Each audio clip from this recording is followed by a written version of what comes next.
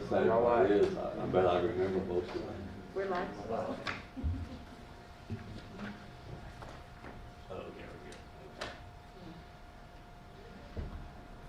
Good morning. Welcome to the Tuesday, January 19, 2021 Board of Public Works and Safety meeting. We'll have a roll call, please. Eaglin, Here. Courtney, Here. Carlo. Here. Board, first up is the review of the January 4th, 2021 minutes. Are there any modifications or amendments necessary to the minutes? I make a motion we approve the minutes. I'll second that motion. Okay, all in favor, please say aye. Aye. All opposed? Okay. First up, under unfinished business, is speed bumps on Green Road. Chief, are you here to speak about Yes. that? I am. So Chief Wallace will join us. Good morning, Chief. Good morning. Morning, Board. Council. Yeah, we've had a proposal and studied this issue quite extensively for the last, several months with regards to putting a speed bump or speed table on Green Road in 800 block adjacent or across from the Rucker Sports Complex. As we all know, it's highly occupied in the summer months. Our kids are there, traversing back and forth across the road, so keeping that speed under control and keeping that area safe is the utmost importance to us. Focus of the neighbors up there, they're obviously in favor of it as well. So it is our proposal that we put a speed table or speed bump, whatever our street department sees fit there to reduce that speed through that area. Joe, do we need a resolution for that, or is that something we can I just think- authorize them to experiment with? I know we have speed bumps across the community in multiple areas, and there's also, goes along with that, probably is signage alerting travelers of the speed That's bump. correct. Yes, yeah. I don't recall really doing a resolution or anything for speed bumps in the past. John, do you recall? I don't believe that Yeah, we so have. I think but if you just do a motion to approve kind of the general location and approve it at the street department's, based upon what they believe would be in the best interest of the area and approve the proper signage, I think that'd be fine. Okay. I think it's definitely necessary. There's, as you mentioned, we've had some issues in that area. We've also had it's a very, very high traffic area, particularly when there's sporting events going on at Rucker. Later on that street, that's a long stretch of road, we've already installed a three-way stop sign. I think this is a practical approach to trying to manage traffic and calm it a little bit sooner. I agree. And if all else fails and it doesn't work out, then they can always be removed as well.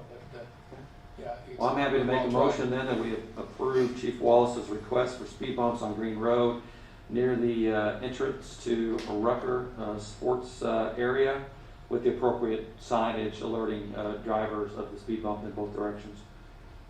I'll second that motion, Mayor. Okay. Any additional discussion, Board? Any comments from anyone in the audience? Thanks, Matt. Hearing none, we'll go to a vote. All in favor, please say aye. Aye. All opposed? Thank you. Thank you, Chief. I do have another bit of information. Is Okay. it the appropriate time now, or do you want me to come back? No, please do it now. Okay. You know, it was brought to my attention, and I don't believe this is something that we changed during our SOPs, policy procedure, chief directives when we reviewed them, but it was brought to my attention, and I appreciate the fact that the officers are mulling over our SOPs all the time, and it's just a verbiage change that I would recommend, and I apologize. Just completed this to bring it before this board, but under our use of force, which is section number 2 in our SOP policy, refers to our service weapon. In subsection A, it did state that anytime the officer deploys their weapon, that they would be mandated to turn on their tactical light each and every time it was deployed. Now that's not practical or not a good idea. There may be certain situations where the officer may not want to be seen, so that light should not have been turned on. But the way it read, it almost said mandated that it would be turned on. So I've changed that verbiage to, at the officer's discretion, the tactical light may be utilized in all situations where the officer's duty weapon would be justifiably deployed. Prior to that, it basically said that it would, essentially it would be mandated Gotcha. that it would be turned on. So Chief, what is that SOP number? that is SOP number 2, section F, subsection A, under service weapon. Okay. Just want to make sure that we have everything. Chief, after all the officers had an opportunity to review those final SOPs, were there any other comments, questions, concerns, or recommendations from the officers? No, I believe they absorbed it very well. They've all signed off on acknowledging and receiving them and are the understanding of them. Okay. Again, I appreciate everybody's effort and their effort as well. They had input and had that opportunity as well. So I think the whole process went very well, and I think it's appreciated by them, the fact that that we've taken that time to try to do it right, and they had the opportunity to have input as well. So Right. would that probably maybe need to be voted on, Joey, just to make it official on? I think, yeah, Yes, we obviously voted to Yeah. approve them, so you ought to make any changes. So what we have on the table is a request, and I'll make it in the form of a motion. I'll move that we amend standard operating procedure number 2, described as use of force, section F, subsection A, with regards to the service weapon and tactical light requirement, as described by Chief Wallace. I'll second the mayor's motion. Board, any additional comments or questions on this? Any comments or questions from the audience? All in favor, please say aye. Aye. All opposed? Thank you. Thank you, Chief. Thank you. And I do have Anything some else, Chief? interesting, then I'll get out of here on this one. Take your time. Interesting stats from 2019 versus 2020, and we'll share these with the council tonight, but I want to first share them with the board as well. We did have a 12% increase in traffic stops in 2020 versus 2019. We had a 17.5% increase in narcotic-related arrests in 2020 versus 2019. And this is what I find interesting, and I think these coincide. We had a 16% decrease in property-related crimes, and a 5% increase in overall calls from 2019 to 2020. We've always believed, or I've always believed, that as drug arrests go up, property crimes go down. And in this particular case, these numbers, I think, pan out to show that. So it's not me, it's the officers. They've just done an outstanding job. The 12% increase in traffic stops, a lot of drug interdiction at the street level, and I think the overall numbers show that the harder we work on decreasing our narcotic activity or making narcotic arrests, then our citizens' issues do drop and do decrease. So we'll continue to grow on that, but I hope I'm not proven wrong next year. But Chief, good job we'll on see what that. pans out. I want to thank you for bringing metrics that are measurable to the discussions, because being a safe community is a high priority of ours, as you know. And one way that we can demonstrate that we're safe is by establishing these metrics and then putting in place the actual measurement standards to which we'll be judged by, and that will also play well into what our goals and objectives are for 2021 and beyond. So thank you for that. And I don't want to minimize if you were the victim of a property crime, then it may as well be 100% to you, but it just kind of gives us an overall view. So we'll continue to work hard on that as well. So, thank you. Thank you, Chief. Next up, we have Brian Jackson, who is our Superintendent of Utility Department, with an adjustment for 1601 Cragmont Street. I'm not sure anybody is here from 1601, so we may have to postpone that adjustment Okay. until they can show. I'll check with Rob to see if they need to reschedule for another day. Well, may I ask, are you fine with the adjustment? Yes. And is there a reason why the person getting the adjustment has to personally appear here?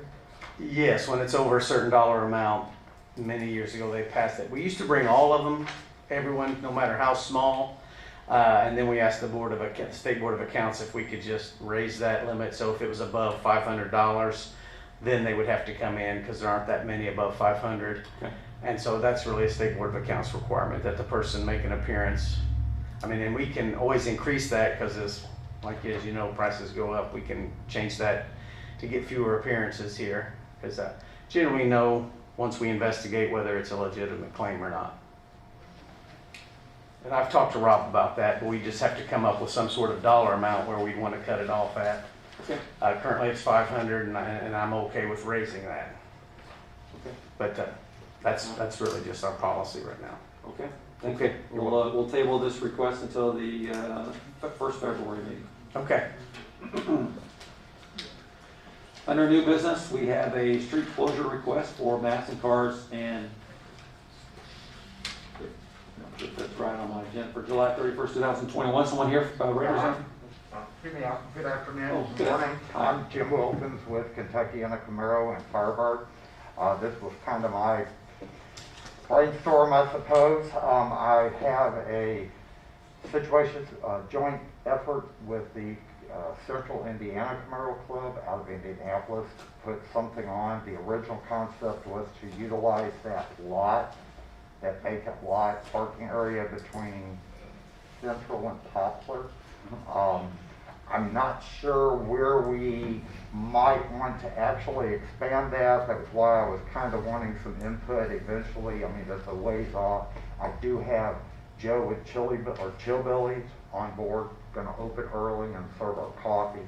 What that basically is a free, open, come park your car, show it, hang out, go get coffee. That's really what the concept is. Okay, so I wasn't wrong, because it does say on the agenda here, Madison cars and coffee, so that is Correct. part of the. I'm not sure I'd be allowed to give it to you guys. I had Tipper kind of put together a flyer. Yeah. If I could give it to you Sure, guys. I don't please, know. absolutely, Jim, thank I you. tried, I think there's just a draft. Originally, like I said, I had looked at just that lot, but I'm not sure from a traffic flow perspective, do we want to just use that lot, or if maybe we should look at blocking at Poplars? I'm not really sure. I would like to have some guidance from the city on that if it's approved. Well, we've had several car shows down there that have been tremendously popular and successful. It's a unique thing, and it's also free to the public. And that is actually a really good location for it there. Perfect. So, Jim, where are you from? Are you from Madison? I actually live across the river. I'm in Bedford, Kentucky, Okay. halfway between Bedford and Milton, but I've been out here 15 years. And honestly, I bought because of Madison, so I've always felt like I was suburbs, even though I'm. Well, welcome, call that Greater Madison across the river. Thank you. Thank They may you. not like that, but Well, you know, you we're all all part of the same region, so we appreciate all of the things you're doing here in Madison too. appreciate it. Your folks were smart. You knew how to develop your riverfront. I'll just say that, okay? And that's why I felt like, you know, I know we have the two great car shows. Yes. Really nothing car related in the middle between those two. Yeah. And with 20, everything has been canceled. I can see there being a big interest in this. That's why I may need to look at perhaps making this a little wider area for safety reasons. I manage a social media platform that I just kind of threw this out as an event for the Indiana folks to get on, and I have done had 5,000 people see that. So I, to be honest, this could have 15 cars, this could have 50 cars, this could have 100 cars. Sure. I just don't really know, being a first-time event. Jim, the key for us, as you know, is just managing an outdoor event with whatever Governor Holcomb's executive orders are with regards to coronavirus are at the time. Right. And it's uncertain yet on how we progress and migrate back down from a red county to blue county. We're doing all the mitigation tactics here in our community, but we're not sure. And right now, indoor and outdoor events are lumped together in Governor Holcomb's executive orders. So we'll see it, particularly as we know that the city of Madison and Jefferson County and the area as a whole relies on outdoor events like this for tourism. And but anyway, just keep that in mind, that whatever Governor Holcomb's executive orders are at the time would be applicable if they are applicable to outdoor gatherings and events as well. Absolutely. That is why we actually went with the July 31st in hopes that by that point we can do that, if you know what I mean. Oh, yeah, I mean, and I absolutely. totally understand. Being with the car community like I have been, 20, there was nothing. I Right. mean, even your shows weren't able to Nope, I happen. agree. So, No, Well- totally understand. Board, any questions for Mr. Williams here on this request? How many cars, I know it's a guess, because I help with the cars. You know, I more would than like, we can. I looked at that lot, if we could actually just fill that lot, it looks like we probably have about 50 just in that lot. Again, it is so hard to tell at this point, being honest, if things don't break car show wise till that part of the summer, it could explode.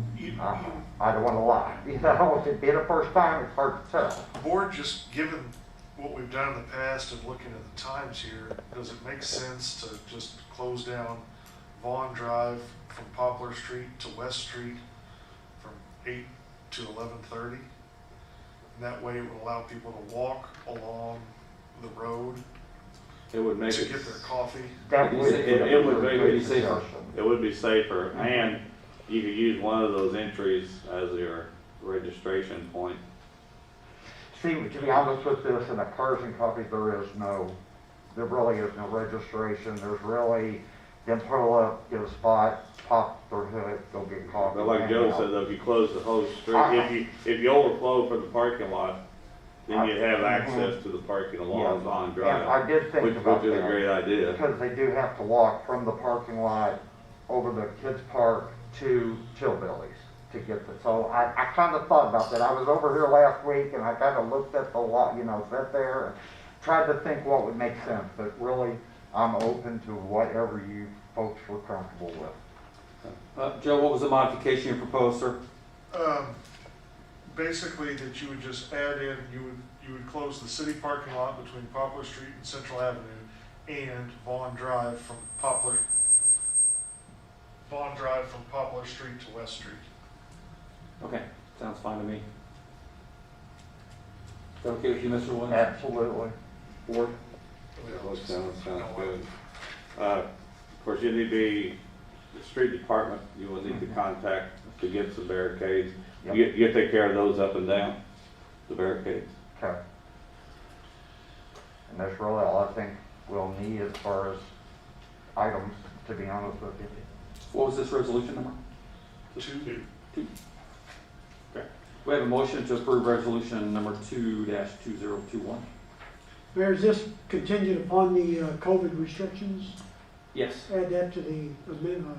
I don't think we have to add that. We're already subjected to it. We're subject to that. And I understand that if it does turn out that, you know, we're 2 weeks away and we know it's not gonna happen, or whatever, I'll cancel. It's no big deal. We definitely understand COVID, unfortunately. Is there any other events in Madison that we know?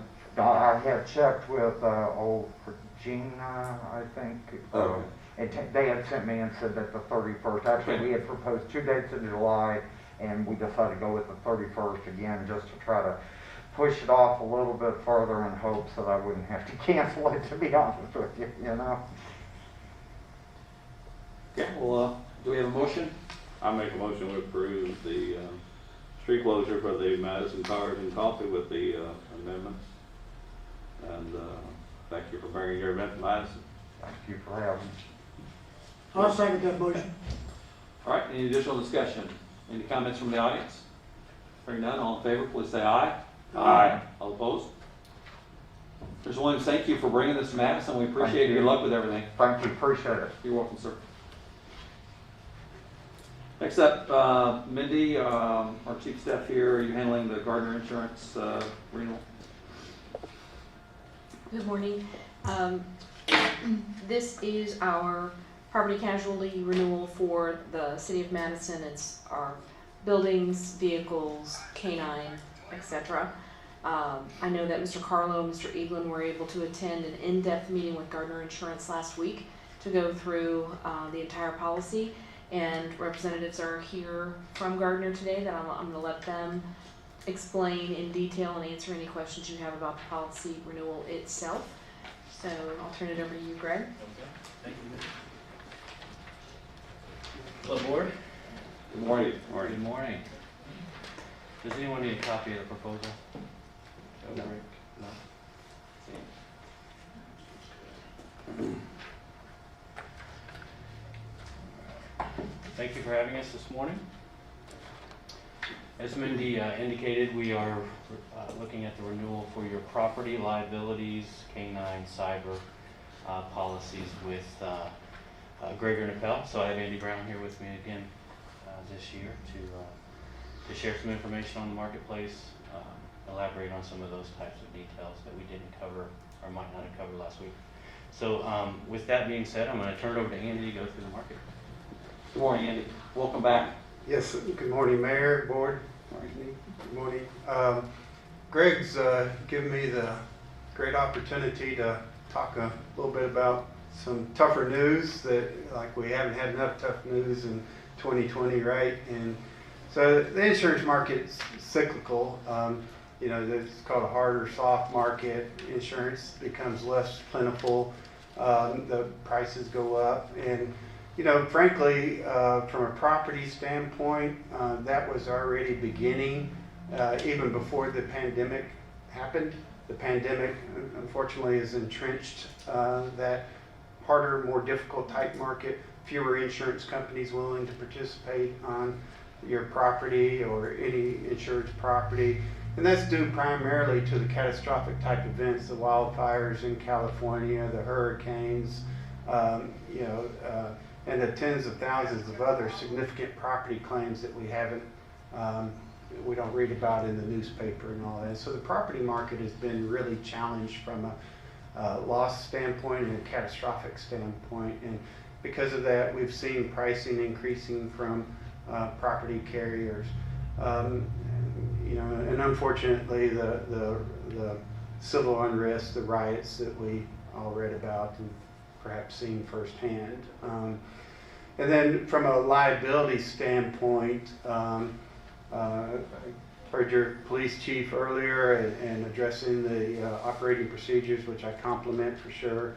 The law enforcement activities have been impacted because of the wrongful arrest type claims and that type of thing. So, and furthering that too is also the social inflation that we're seeing. Those types of claims, no matter how sparse they could be, they still have to be defended, and those claims are taking longer and longer to close out. And so the social inflation aspect of those types of claims have been really impactful to the industry as a whole, specific to public entities. The abuse and molestation type coverage, which the city of Madison has that in your primary, and it goes up through your umbrella, which is rare. We're seeing insurance companies sublimiting that to only your primary coverage, and that is, again, all the abuse claims that we've read about and then seen on the news, and you know, the recent Boy Scout situation and all that. And then lastly, and we're going to get into some positive news here in a minute, but lastly, unfortunately, due to the pandemic, with so many folks working from home, schools going virtual, we've seen cyber really impacted, and ransomware type claims for sure. And the bad actors, the bad guys, the bad people that you know, would take advantage of public entities. I've actually had public entities have ransomware attacks, and it used to be the bad guys would try to figure out what your deductible would be on your cyber and maybe ask for about that amount, which made it a no-brainer for an insured to pay. Nowadays, we're seeing those asks be much more significant. We had a public entity that had a ransomware attack running an old server. That's how they got in, and the initial ask was $400,000. So, and that's just one example of the hundreds and tens of thousands of claims that we're seeing from a cyber. And so, those cyber markets where, you know, 10, 12 years ago, there was a big, thick application. Underwriters didn't have a swinging clue what they were trying to cover. When we started having the breaches from Equifax and Home Depot and everything, they had a better handle of what the true exposure was. And so that underwriting process got to be very streamlined, much smaller, and you know, the premiums weren't as much. So now that we're seeing the claim activity, we see underwriters going back, re-underwriting their books of business if we don't have basic risk management controls in place and everything. So just a little bit of overview of the overall market. From my You're going to get to the good news. Well, I'm going to let, and again, I'm Andy Brown. I'm sorry I didn't introduce I'm the program manager for the Intact program in the state of Indiana. So I'm going to let your local agent here be bearer of all the good news. Thank you, Andy. Appreciate it. Yes, sir. Thanks, Andy. So as Andy kind of references, you can tell with him back here again this year, we're offering the same companies we've offered the previous 6 years. So we're ending the 6th year with Intact. So that may be a new name for you, Mayor Courtney. Yeah. We did discuss this in our meeting last week. It is the same carrier as prior, just a name change. So One Beacon was the prior name. So that's the program. So it's now called Intact. So Chubb still has your property. Travelers has your crime coverage, BCS on your cyber, and then Praetorian on your animal mortality. So what I'd like to do, are there any questions before was to go through the proposal and just kind of hit some of the highlights? Just a confirmation Yes. that this is a comprehensive insurance policy that covers all aspects of the city government. Is that correct? I mean, is it also covering what goes on in our utility department as well and those assets there? Yes, that's correct. Yes. And as we kind of go through each coverage line, you'll see where that policy, how it's put together. Okay. Thank you. Okay. So if you reference a proposal there, I'm going to take you to page. Greg, I'm sorry. May I have one if you Oh, yes, have I'm an extra sorry. there? Absolutely. I didn't bring it with me. Thank you. That was nothing. Yes. Thank you.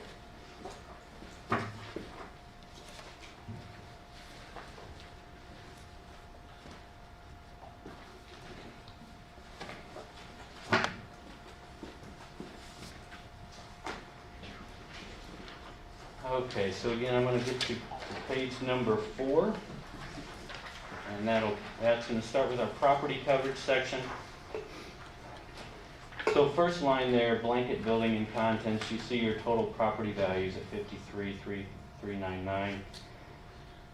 Down 2 lines below that, you're going to see your property in the open. So that makes up your total property limit of $57 million. All your coverages from a property standpoint are blanketed, meaning that there is $53 million if there were a loss at this particular or any one location or multiple. Replacement cost coverage, and the board did decide to increase deductible to $10,000 last year. So happy to report there were no property losses last year, so you did receive that, and that was a good decision. Business income and extra expense. This was discussed as well. You carry $750,000, and that is your coverage for if you have a loss to set up, operate, if you were to have a loss. So that's the coverage limit there. Property open, we mentioned, those are fencings, things that are not addressed or physically addressed. Earthquake coverage is included at a $5 million limit. And I'm going to kind of jump down to one particular location that's not included in the blanket at this time, and that's 578 MSH East Lane. You'll see noted as location 86. It is covered on replacement costs at 286,865, and the 2 other structures on the premise as well. The reason for that not being included at this point was just the occupancy has not been determined at this point, and obviously that sounds like that's going to change, so we would move that into the blanket at that point. Down towards the bottom third of the page, I want to note ordinance of law coverage. So that's at policy limit, so that is at the $53 million limit. So ordinance of law would be the additional costs incurred on an older building that might need ADA compliance, something of that nature, if it had to be rebuilt. Any questions on those parts? Greg, I have a vague recollection that the blanket coverage for building and contents was higher last year. Is my correct or incorrect about that, or is it about the same? It's a 1.1% increase from last year. Increase, okay. So the property limits did increase 5%. Okay. And that's just normal inflation that created that 1%. Okay. I'm going to flip, you're going to see your schedules of property, which is always reviewed by the city. So I'm going to take us to page, let me get there, 16. And this is the property extension they call custom mark property highlights. So I just wanted to touch on a couple things here. Down towards the middle of the page, there's a $500,000 blanket limit. And again, we're on page 16. And the conversation was regarding valuable papers coverage. So that's the restoration of anything that might be lost. And there's a $500,000 blanketed limit for the items listed on the middle of the page there. So I wanted to kind of bring that to the attention of the board because, again, we did have a conversation about that coverage at our meeting. So.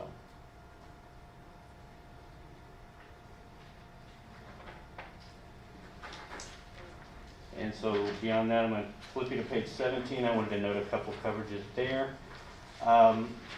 One of which is down at the bottom right-hand corner. You're going to see newly acquired premises or newly acquired constructed property for 180 days. You're going to see building personal property coverage limits there, $5 million for the building and $2.5 million for personal properties. The reason I bring that up is because, again, from the conversations that have been had with the city, and it provides that automatic protection for that period of time as we might be acquiring or constructing new property. So it's nice to know that the limits are at the limit they are and what you have available there. Okay, any questions on the property? Okay. All right, I'm going to move us to page 20, which is your contractor's equipment. And this might be, Mr. Mayor, that this is some additional property coverage that might have been in your mind as far as values are concerned. The contractor's equipment blanket is at $4.788 million, and that is the number that represents anything scheduled over $5,000 in value. Below that, you're going to see unscheduled miscellaneous at $500,000, so that would be anything under that $5,000 limit to pick up, just as it said, miscellaneous. You do have leased and rented borrowed equipment, and that limit's at $600,000. So that's a good number to understand and know should you lease or borrow equipment. And everything is on a replacement cost as well for your equipment. And carries a $2,500 deductible. Any questions on the equipment? Okay.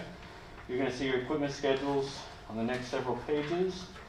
And I will take us to page 25, which is your liability coverage. So switching gears, any kind of reference property was already starting to go to a hard market prior to the epidemic.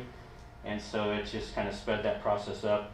Liability is now firmly there for the reasons he mentioned earlier. So your first coverages you're going to see there is your general liability, which is, again, comprehensive, Mr. Mayor, to your question, to all city employees. As a matter of fact, if you look to page, real quickly, page number 27, you're going to see broad, who is an insured. And I think that's important to understand. Shows the broad nature of the policy and coverage that's provided. So you'll see all that is insured under this policy for these liabilities. So government entity, operating authorities, etc. So that's something to become familiar with. And by nature, these policies are very broad in coverage. Okay. So general liability limit carried is at $1 million. And again, this doesn't include your umbrella. You'll see your aggregate limits, your medical expense, which is excluded, which is, in my opinion, a benefit to the city based on the nature of the coverage. And then the abuse and molestation that Andy referenced is that policy limit, which we're finding is harder and harder to come by because of the exposure there for public entities, and it does sit underneath your umbrella, so you actually have $2 million. So again, becoming harder and harder to come by. Your professional liabilities, so I'm going to start with your healthcare and social services, for your first responders, exposure, public officials, errors and omissions. So these are kind of your professionals for any decisions, wrongful acts for public officials, your employment practices, benefits liability, and your law enforcement. Any questions? And I also want to note, because as we see the market going harder, which means losses are starting to incur, At times, you'll see liability deductibles being suggested, and I want to make a note that the general liability still carries no deductible. Now, your professional liabilities, however, have a retention, which acts similarly to deductible, which is common. Any questions on that page? Okay. All right, I'm going to go to commercial auto. So as we get to the end, you're going to see the exposure list, pricing, and so forth. But the commercial auto is probably where we saw the exposure more than anything. But you carry $1 million in liability. The board chose to increase from $1,000 to $2,000 deductible last year, which based upon the losses it incurred was another good decision that played itself out, and it bore the savings for the city. And so you also have a hired and non-owned auto liability, and you have full coverage on those hired and non-owned vehicles as well. Again, all vehicles are, there are 2 vehicles that are actually insured on what's called an agreed value, and those are your 2 fire trucks. They're going to be at the top of page 32. You'll see that number in bold that they're the agreed values that they're insured for, which is the preferred way to insure a vehicle of that nature. Any questions on the auto?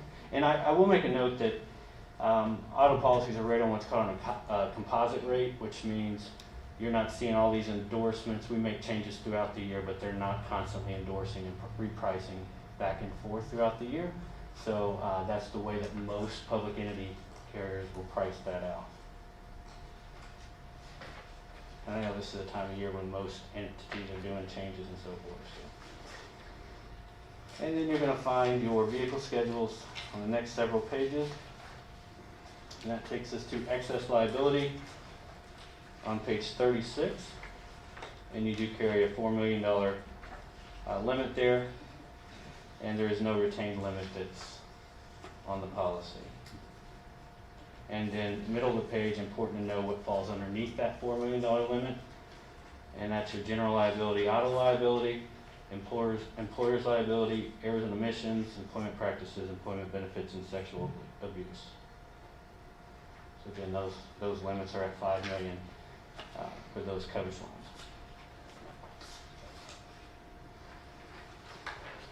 The next page, 37, is your animal mortality, and we see Zemo, Colt, and Champy. I see the limits that they're insured for. Now, that's the limits insured are for the mortality part of the coverage line, but there is also limited theft. There's a disability endorsement and a veterinarian endorsement for medical payments up to $2,500. And you'll see that noted down at the bottom of the page. Greg, Yes. how come the Colt is $1,000 higher than the other 2? I don't know. You have to. That was the value or the limit they were given. I don't know if he has pretty eyes or what. No, honestly, I don't know. Those values came from when the animal was purchased. Okay. When we were notified. So, and if we do a new application on each one of those animals, and the veterinary or the vet has to provide a report and so forth on them. So, yeah, no, I can't answer that, Mr. Kelly. Okay. The next coverage line is going to be your crime, and that is covered by travelers. Crime, kind of along with the cyber, we're seeing a lot more exposure there as well. No changes in coverages from previous years that we've offered there. Page 39 is where we get to cyber. Again, it is a hot topic in our industry, unfortunately. And so the board decided to purchase the coverage in 17-18 term, and actually increased it to $2 million in 19-20, which I commend them on again for making that increase, because again, anytime we're writing new business with no prior history, it's a little more challenging to put terms, and honestly the cost is going to go up for you. So the fact that the city has the coverage for some time and it's been loss free is a good thing. So those are, and I think as you read through that, it's really important. You can kind of get a sense of what those claims might look and feel like. And we've had 2 in our office over the last 2 years, and they'll get your attention. They're not pleasant to deal with. and a lot more surrounds those claims than the initial breach. Okay, so to page 40, probably what everyone's waiting for. So the premium summary is going to be broken down by line of coverage as well as the liability section. So you're going to see how they broke the liabilities out, so you can see where the pricing is coming from. You know, you did see a lot of difference, like I said, in the mortality and minimally in the crime, but mainly the liability on the auto and the physical damage on the auto is driving it. General liability is in today's market, a relatively minimal increase. Same thing with the professional liability for the public officials. Again, the commercial auto, you see an increase there of significance, and then up into the, let me find it for you.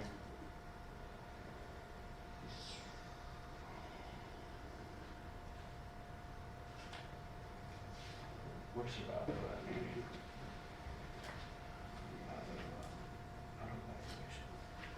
Is it on the next page? Oh, okay. I'm sorry, it's on the next page. That's why I wasn't able to find it. So if you flip to 41, I want to kind of look at exposures.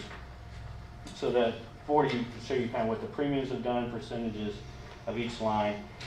But 41 is, again, another factor as well as far as the exposures for each one of those lines. So you'll see the 1.1% there, Mr. Mayor and Board, for the property and property in the open increase.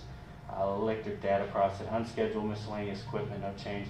Contractors' equipment actually decreased a little bit, so about 1% from last year. The number of vehicles increased from 121 to 129, and so forth. And then what I also want to point out is the value of the vehicles has increased as well. So that's probably the most significant increase in exposure.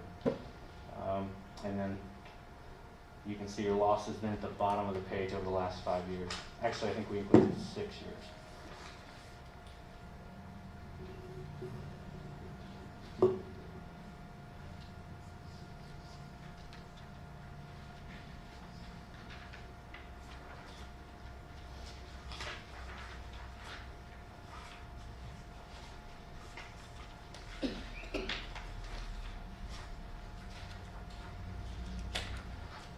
Greg, as we get through this, you know, what's covered is very comprehensive here, but generally speaking, there's a lot of exclusions. So what isn't covered, maybe we can focus on that for a minute.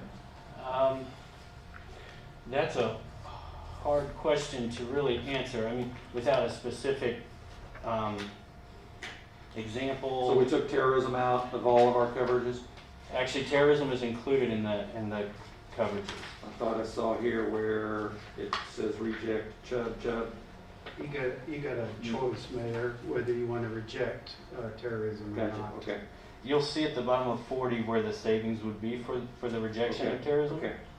I wouldn't advise that. No, I'm not proposing that. I just wanted to, I know that's something that has trended very differently, you know, since 9/11. Wouldn't propose to reject it at all. I didn't understand what the reject.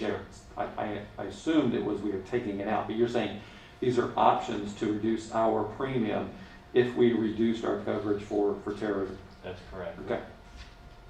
Yes, the numbers at the top include terrorism, so and that's been taken for as long as So it's flood, earthquake, terrorism, all covered on our property. That's correct. Okay.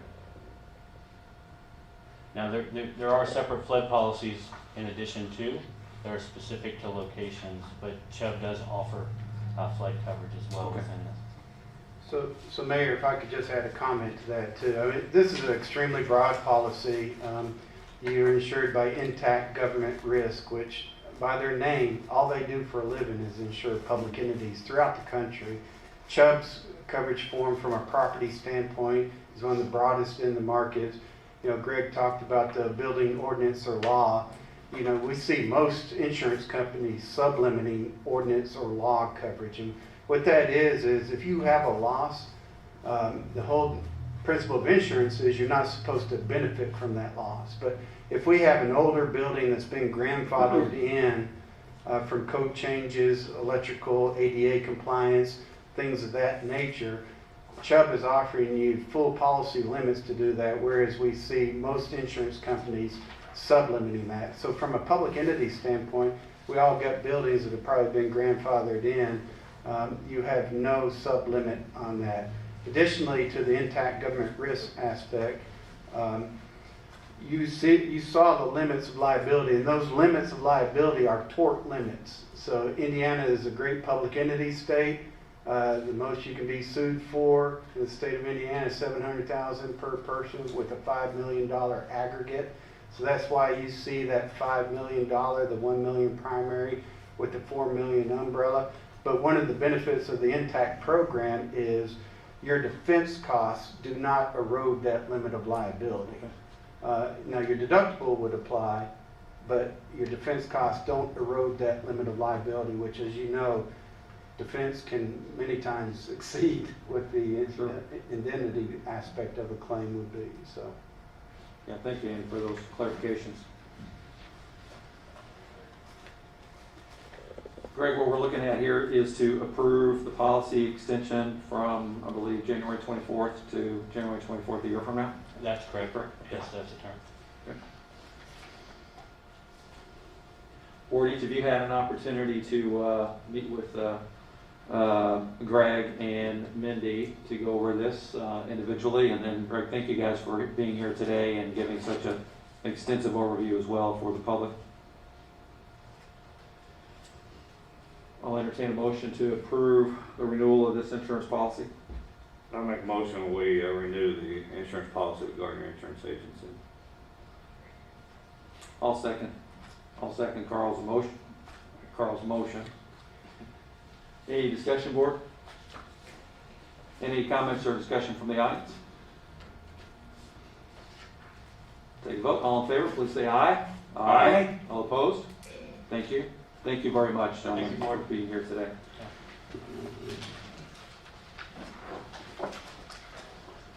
I'm going to return to the one area of the agenda, and that is the adjustments. So, Brian, I think your guest is here. Yes.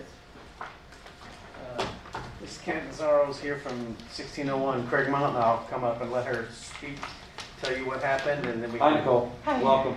Thank you. Greg and Andy, thanks again. Thanks, guys. just give them an overview.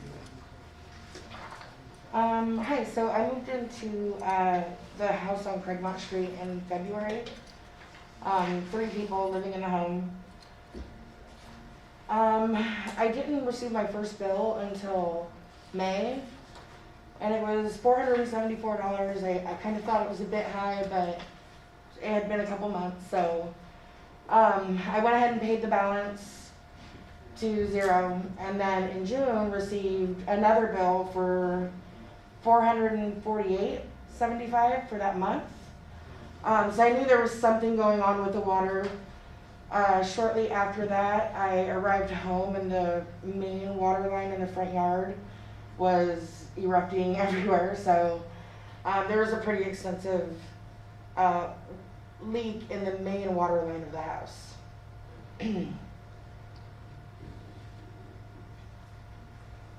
We went ahead and paid for the repairs, and the bill returned back to normal, but I think throughout the time period, the history on it kind of shows it returning back to normal. All right, she had like 6 months of unusual usage that we adjusted up, down. Brian, just a quick question, just procedurally, but is there a designated time frame in which you'll look backwards for adjustments? Because I know this one seems a little longer than normal, but I'm just... Yeah, you can go back 6 months, and that's 6 the months. max you can go back. And you can only, on top of that, you can only have 1 adjustment a year. So, that's why some people, if you have an adjustment and their adjustment's only like $10, it's not worth it, because if you have a major leak the same year, then you're hurting yourself. But this is pretty major, so I don't think she has to worry. Board, any questions for Brian or Nicole on this adjustment he's recommending? You're recommending approval, Brian? Yes. Not, we'll take a motion to approve the adjustment as presented for the amount of $982.90. For Nicole. Mayor, I'll make a motion we approve the adjustment. 1601 Cragmont Street, the amount of $982.90. Second David's motion. Thank you.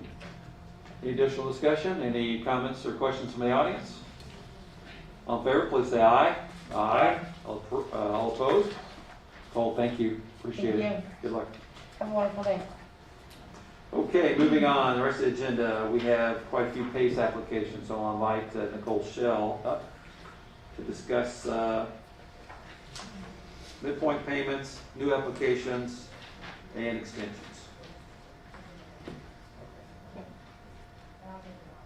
As always, I have a PowerPoint. Good deal. Picture says 1,000 words. So I'm going to start with the midpoints. This one is 411 Jefferson Street. And those are current photos. So this is Derek Hughes for the amount of $3,750. She's completed over half of her work, including trim, baseboard, the porch enclosure, and the step. She has tuck pointing and windows and paint remaining. This is a midpoint payment of how much? $3,750. Okay.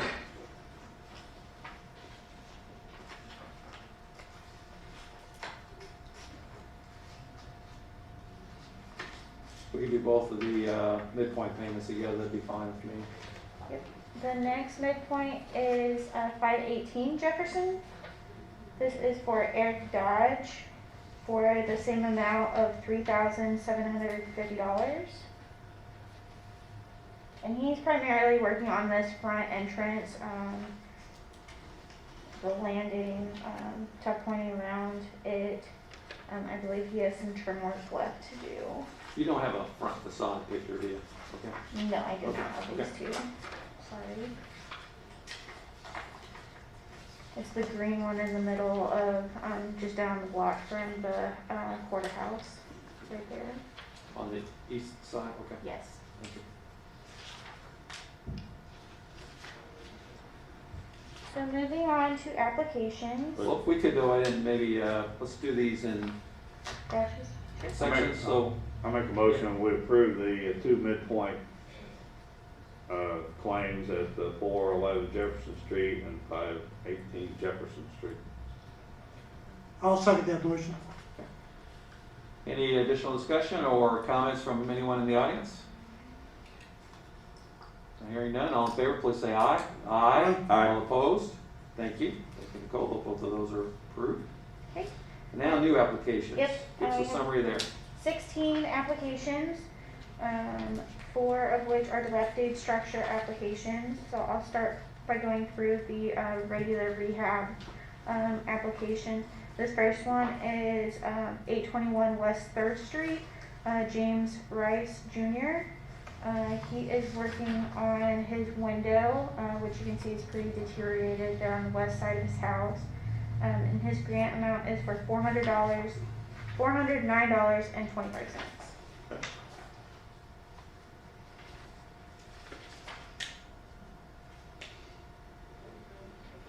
The second one is for Richard Repner. Bobby Cook applied on his behalf for 949 West Main Street. He is, originally this house before the fire had vinyl siding, and the insurance company agreed to replace it with vinyl siding, but they have chosen to apply for PACE to upgrade to hardy board or LP Smart siding. And the grant amount for him is $7,500. Glad to see that being reconstructed so quickly. Thank you. The next one is at 624 East 2nd Street, the carriage house at the rear of the property.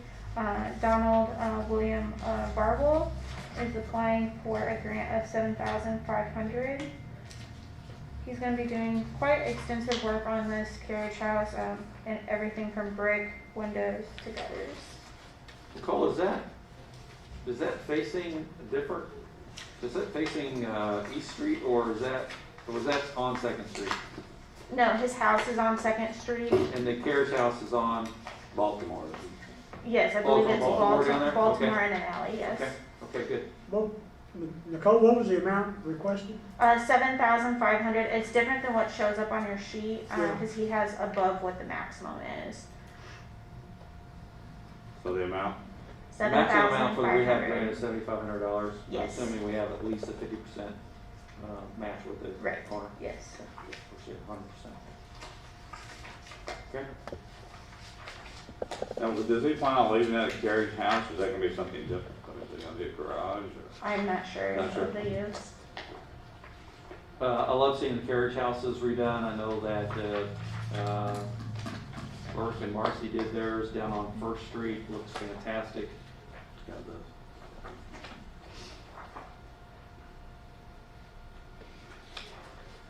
The next application is Trinity United Methodist Church, 412 West Main Street, for the max amount of $7,500. They're doing a ton of work.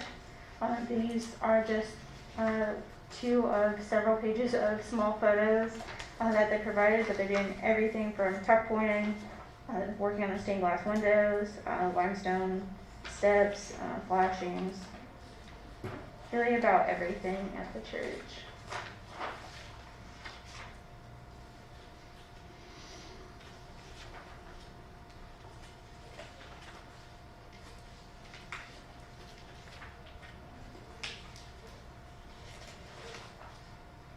A lot of work going there. That's great. This next property is Sally Plath, 613 West 2nd Street, for the amount of $4,777. And she's doing tuck pointing, but it is in the foundation. She's having some erosion issues with the limestone down there. So she's gonna finish working on that. They have started one wall, but that's not part of the grant, which you can kind of see in the furthest photo over. So this should make that basement a dry basement and no mildew? Yes, it should be dry, and it will help the property not fall in Foundation. on itself. Yeah.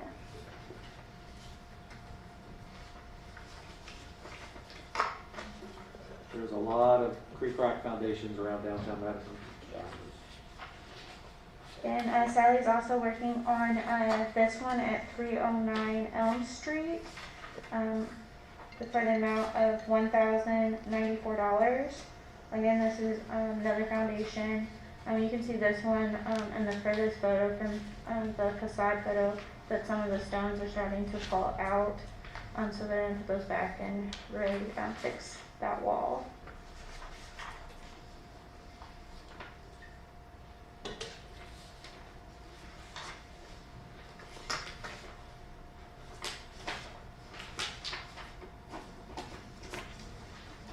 The next application is Paul and Bridget Davis. This property is at 708 East First Street for the amount of $7,500. They're really renovating this entire property, but they're just applying for the exterior elements, doors, masonry, front porch. They're doing siding on that rear addition. They previously removed the siding off the brick, and then they're going to be putting in new aluminum clad windows. So that's gonna make a house much more attractive, going back to the brick. There's a lot of brick homes in that, in Scott's Garden addition down there that is gonna look great. Yes. Why you would ever cover up brick with siding is beyond me. Same thing of covering up hardwood floors with shag carpet. Right. It's just the style of the times.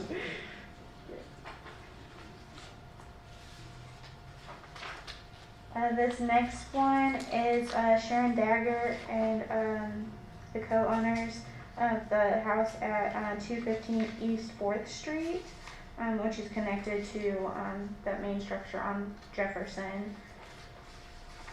What's the amount of the grant request on this one, Nicole? So she is requesting $1,987. and they have this entry area that has 3 doorways that wasn't originally 3 doorways. So they're going to be enclosing one of those doorways back to the way it would have originally been laid out. This used to be the sanitarium. Yes. Yes. And that's when she believes that the 3rd doorway was added.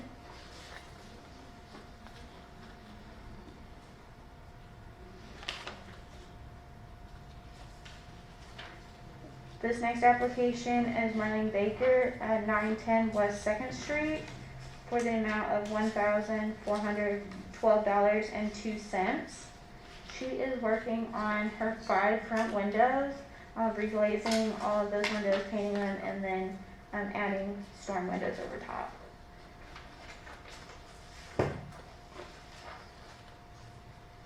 You'll see she currently has storm windows, but they're completely cracked and need to be replaced. Probi is a good brand that's used all across town now, Yes. so I know that you pushed for that. Yeah, absolutely.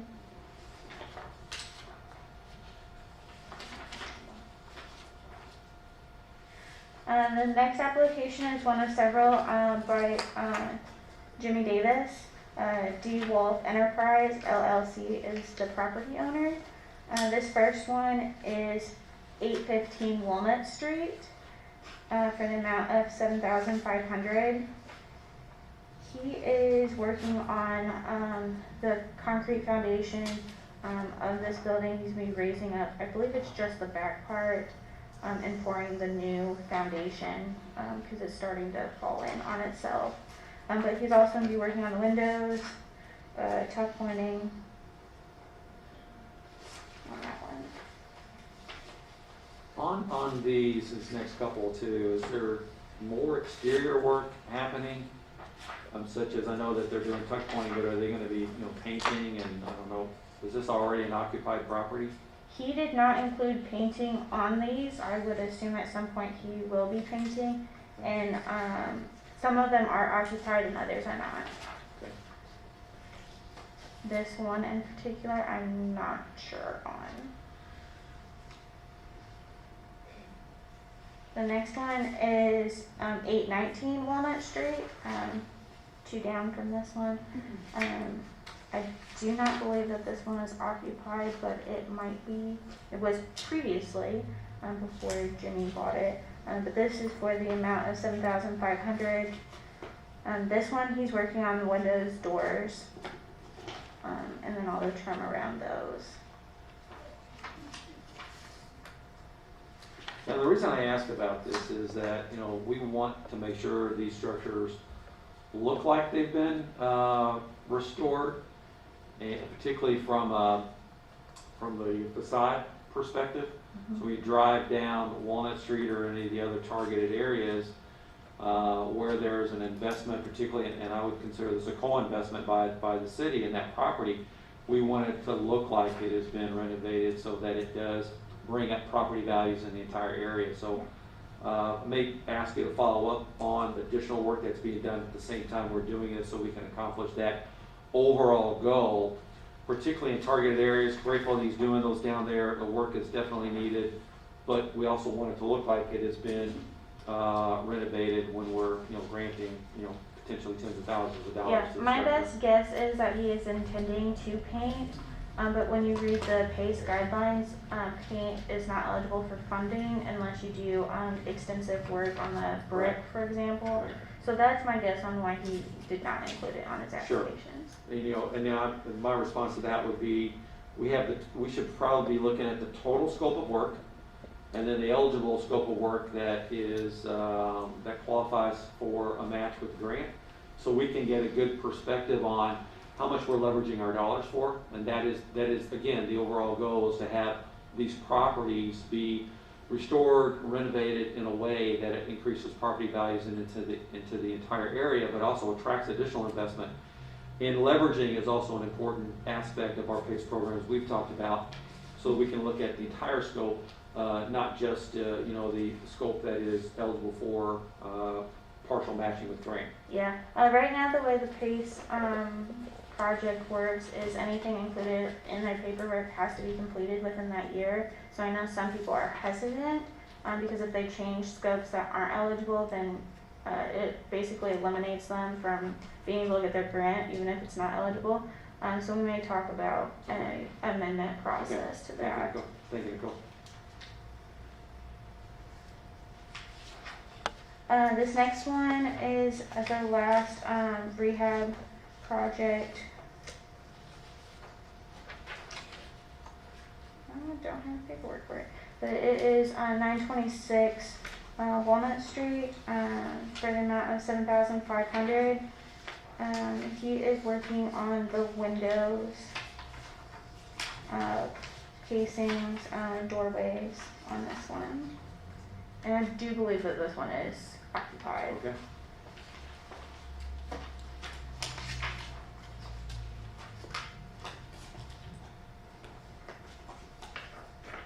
Now, moving into our dilapidated structures applications. This one is also by Jimmy Davis. This one is 821 Walnut Street. The grant request amount is $25,000. He is not only working on that front structure with new windows and doors and roofing, but he's going to be tearing off this rear addition, which is pretty deteriorated due to the fire, and taking it off. He had in his grant that he was going to rebuild it, but when he was before PACE, he said he wasn't, so we are working with him to really determine whether or not he's going to rebuild it.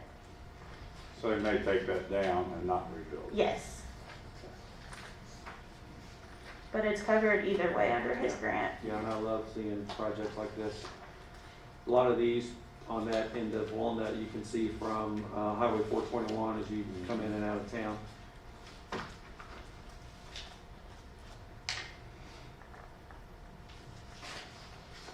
The next application is by Steve Buchanan, 713, 715 West Main Street, for the amount of $25,000. He's going to be working on the rear additions of this property. They're pretty dilapidated, as well as some issues on the interior, so he's going to be fixing those structural issues. Have you been to this property? I was curious, is it brick underneath that siding? I have not seen under the siding, but I don't believe so. I don't think so. It's wood siding. I Probably a lap siding. can't imagine that they, Okay. yeah.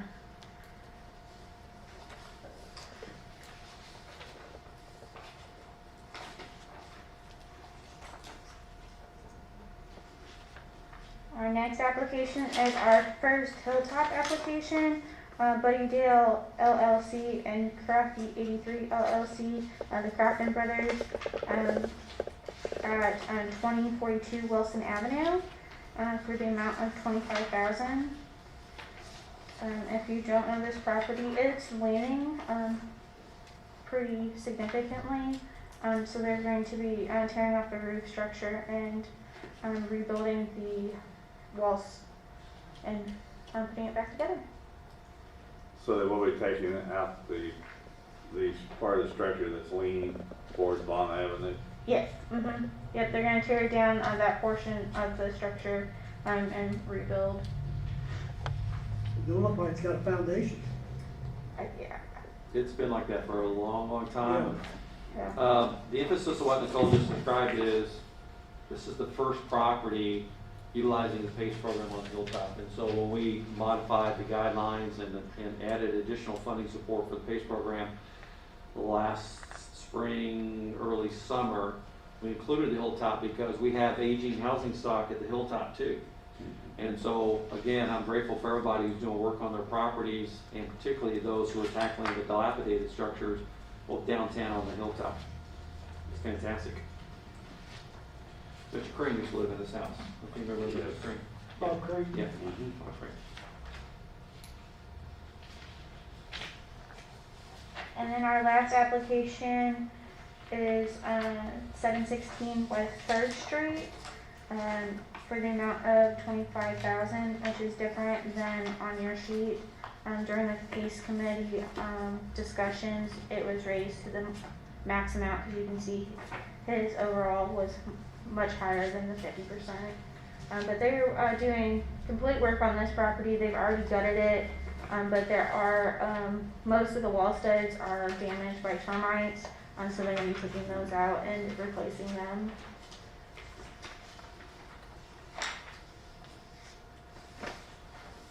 Good to see.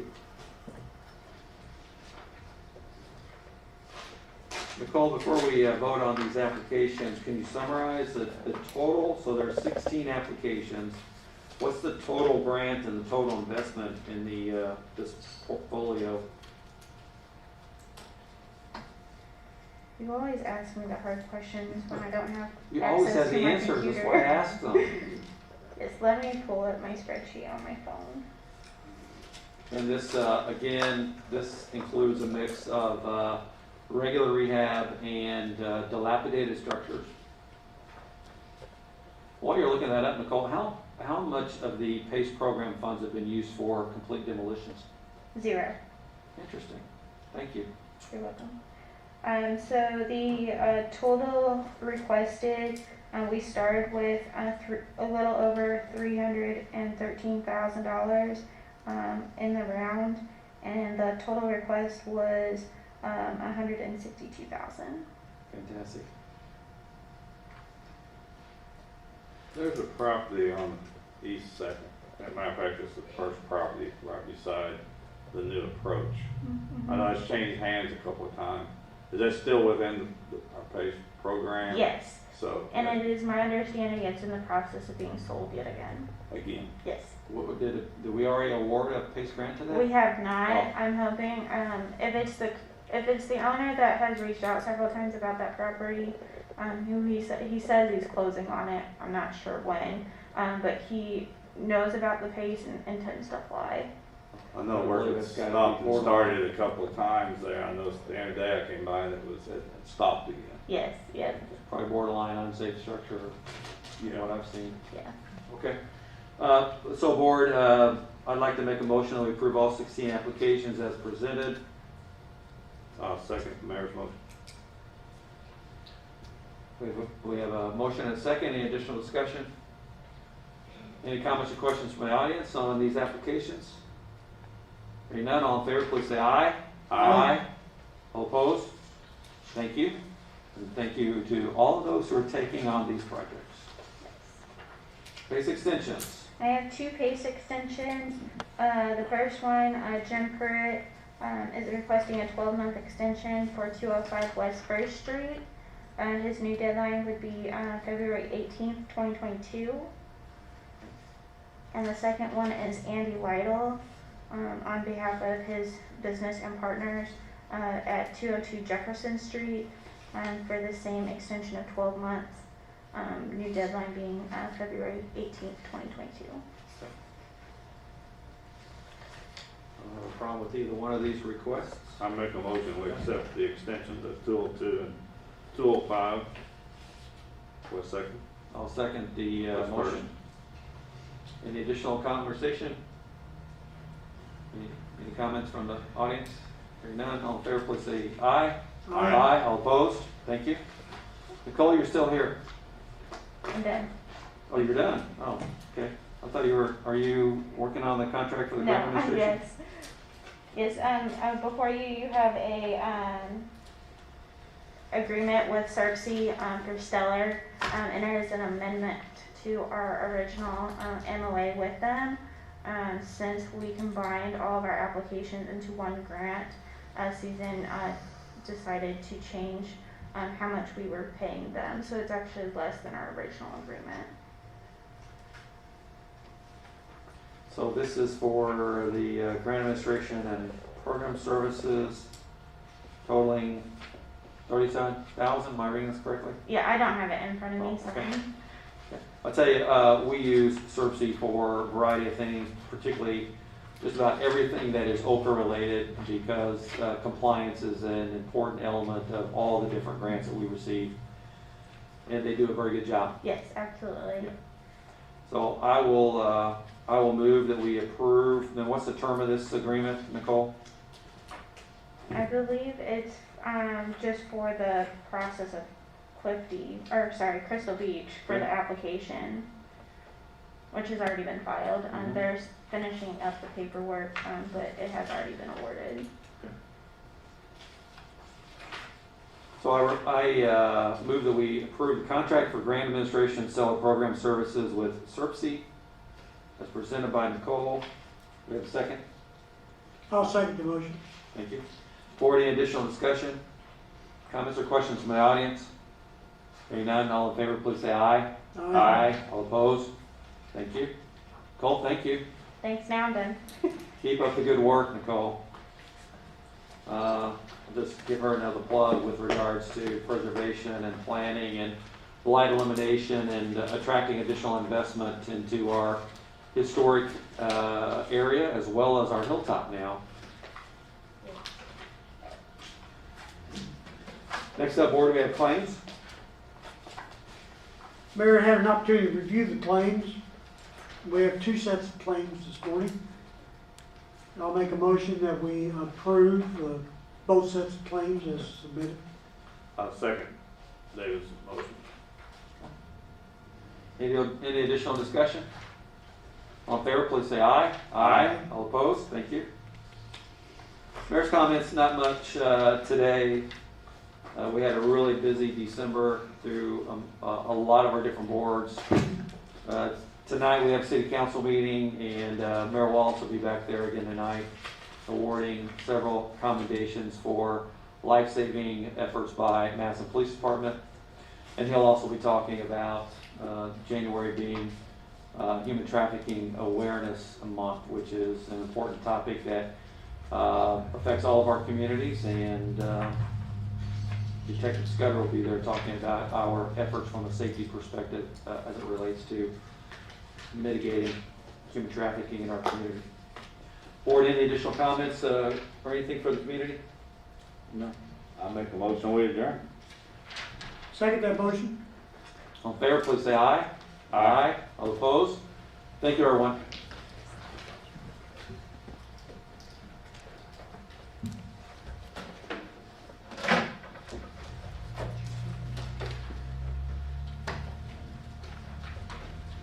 Yeah, very well.